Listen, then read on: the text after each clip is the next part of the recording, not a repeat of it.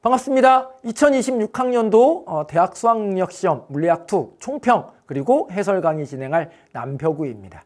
이 물리학2를 선택해서 공부하는 여러분들, 이 물리학에 대한 애정과 열정이 엄청나다라는 것을 반증하겠죠.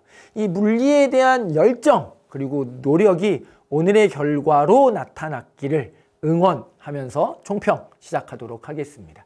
일단 난이도를 본다면 우리가 2026학년도 9월 모평에서 치렀던 난이도와 유사했다라고 평가받을 수 있고요.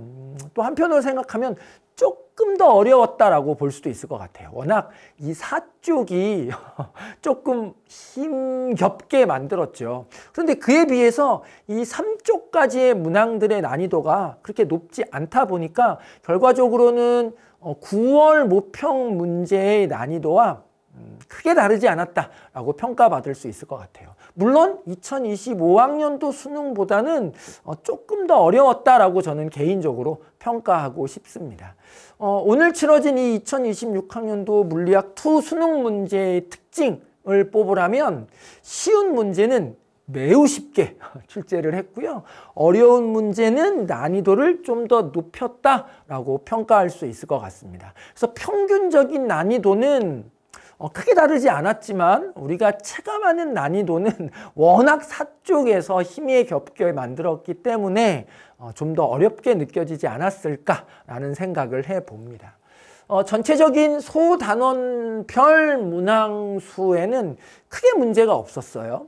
그런데 벌써 1번부터 벌써 벙찌게 만들었죠. 아니 1번 문제를 이렇게 쉽게 출제했다는 건 더군다나 역학, 더군다나 돌림힘이 들어가야 될 문항 자리에 그냥 힘의 합성 문제를 물으면서 저는 약간 좀 두려웠어요. 아니 뒤쪽에서 도대체 얼마나 어렵게 내려고 1번 문제에 힘의 평형 문제를 넣어놓고 이렇게 쉽게 만들었을까. 역시나 이 4쪽 문제가 굉장히 좀 까다롭게 출제된 경향이 있습니다. 그를 제외하고는 전체적인 문항들의 배치는 평이했다라고 볼 수가 있고요. 그 중에서도 우리가 좀 주목해 볼 만한 문항들입니다. 먼저 포물선 운동 문제. 이 문제 같은 경우는요, 여러분들이 이 포물선 운동 상황에서 죄송해요. 잠깐만요. 예. 포물선 운동 상황에서 이 수평 속도와 수직 속도를 어떻게 설정할 건가가 관건이었던 문제였습니다. 여지껏 출제됐던 문항들에서 이렇게 속도를 설정하는 문제가 흔치 않았던 것 같아요. 그러니까 출제되지 않았던 유형이라고 판단되어집니다. 그래서 뭔가 좀 여러분들한테 새로운 시각을 제시했던 문항이 아닐까라는 생각에서 20번 문제를 뽑아봤고요.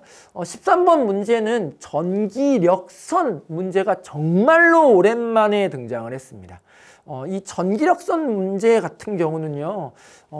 그닥 주목받지 않았던 문제 유형이었는데 여러분들이 이 전기력선에 대한 개념을 알고 있어야 결과적으로 문제를 풀어나갈 수 있게 구성되어졌다라는 거 염두에 두셨어야만 하는 내용이고요. 이 전류에 의한 자기장 18번 문제는 완벽한 벡터 문제였습니다. 이 벡터에 대한 개념을 정확히 알고 있었다면 문제는 생각보다 쉽게 해결되어질 수 있게 구성되어져 있었죠.